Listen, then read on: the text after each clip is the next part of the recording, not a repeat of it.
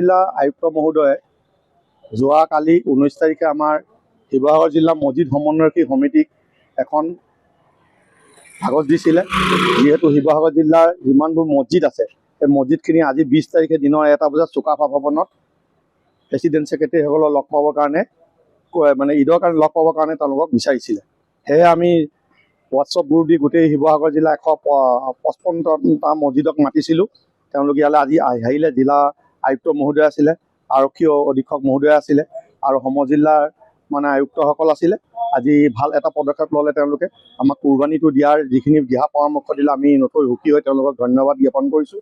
আৰু আমিও কথা দিছোঁ শিৱসাগৰ জিলাৰ 155টা মছজিদে যাতে ইয়াত শান্তিপূৰ্ণ হিচাপে কুৰবানী ঈদটো হৈ যায়, নামাজো হৈ যায়, ঈদো হৈ যায়, কোনো অসুবিধা নহয়, এতিয়াও নহয়, ভৱিষ্যতলৈ নহয়। এইখিনিকে আপোনালোকক জনাম। কোনো নিৰ্দেশনা জাৰি কৰা নাই। পাৰিব এইটো এটা আৰবেৰ দি মানে য'ত ধৰি লওক আমি এইটো কথাও কৈছোঁ য'ত 100 ঘৰ হিন্দু সম্প্ৰদায়ৰ মানুহ আছে তাত 2 ঘৰ মুছলিম মানুহ আছে তাত আমি কুৰবানী দিয়াটো বন্ধ কৰি দিছোঁ। তাত লাগে য'ত সংখ্যক মুছলিম মানুহ আছে তাত গৈ তেওঁলোকে কুৰবানী দিয়ক। হ'বনে?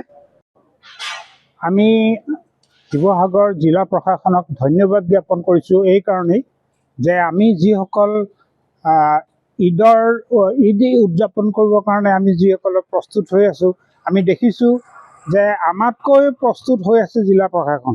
জিলা প্ৰশাসনৰ আজি কমিশ্যনাৰ দেৱৰ লগতে জিলাৰ চক্ৰ বিষয়াসকল, আমাৰ SP মহোদয়, SP এডিশ্যনেল SP ছাৰ, সকলোৰে উপস্থিতিত আমি এক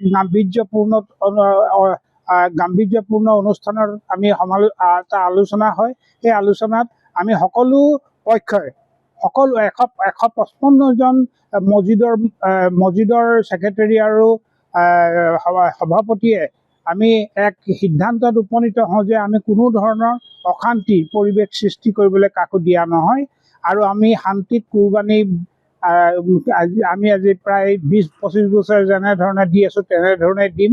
অশান্তিৰ পৰিৱেশৰ সৃষ্টি হ'বলৈ নিদিওঁ। শিৱসাগৰত কোনোদিন সাম্প্ৰদায়িক সৃষ্টি হোৱা নাই, সাম্প্ৰদায়িক সংঘৰ্ষ, আৰু এইবাৰো আমি হ'বলৈ নিদিওঁ বুলি আমি সকলোৱে একমত প্ৰকাশ কৰিছোঁ। আমি এই ক্ষেত্ৰত শিৱসাগৰ জিলা প্ৰশাসনক ধন্যবাদ দিয়াৰ লগতে আমি শিৱসাগৰ মিউনিচিপালিটিৰ কাৰ্যবাহী বিষয়া আৰু মিউনিচিপালিটিৰ পৌৰসভা নেত্ৰীক আমি ধন্যবাদ জনাম এইটো কাৰণেই যে তেখেতসকলে শিৱসাগৰৰ 14টা ৱাৰ্ডত যি আৱৰ্জনা কুৰবানীৰ হালালৰ পিছত যিখিনি আৱৰ্জনা গোট খাব সেইখিনি তেখেতসকলে লৈ গৈ ডিছপ'জ কৰিব।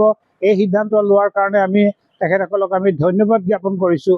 আৰু আমি যিসকল তাত উপস্থিত আছিলোঁ 155টা মছজিদৰ সকলো সভাপতি আৰু সম্পাদকে একমত প্ৰকাশ কৰিছে। গতিকে আমি শিৱসাগৰ জিলাত আমি এই ধৰণে আমাক মুকলিকৈ জিলা প্ৰশাসনে আমাক যি অনুমতি প্ৰদান কৰিছে আৰু ৰীতি নীতিৰ ভিতৰত থাকি, ডিচিপ্লিনেৰীৰ ভিতৰত থাকি যাতে আমি যাতে কুৰবানীটো শেষ কৰিব পাৰোঁ তাৰ কাৰণে আমাক ধন্যবাদ জ্ঞাপন কৰা আমি তেখেতসকলক ধন্যবাদ জ্ঞাপন কৰিছোঁ। আৰু তেখেতসকলেও জিলা উপায়ুক্ত কমিশ্যনাৰ মহোদয়েও আমাৰ ওপৰত বিশ্বাস আৰু আস্থা ৰাখিছে। ধন্যবাদ। শান্তি, ঈদুল আজহা মানে হৈছে ত্যাগ।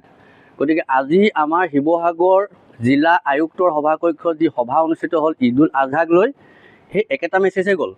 গোটেই ভাৰতবৰ্ষলৈ এটাই মেছেজেই গৈছে আমাৰ শিৱসাগৰ জিলাৰ পৰা যে শান্তিপূৰ্ণভাৱে আমি ঈদুল আজহা পালন কৰিব লাগে।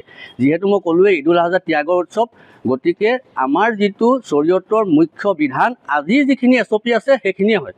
গতিকে আমি যেতিয়া কুৰবানীটো দিয়া হয়, কুৰবানী দিয়াৰ পাছত সেই বস্তুখিনি নুমেডাল পৰ্যন্ত যাতে বেলেগলৈ বাহিৰলৈ যাব নোৱাৰে তেনেকুৱা ধৰণৰ এটা হিচাপ আছে আমাৰ, কিমান দ হ'ব লাগে। অলৰেডি আমাৰ সেইটো বিধান আছেই।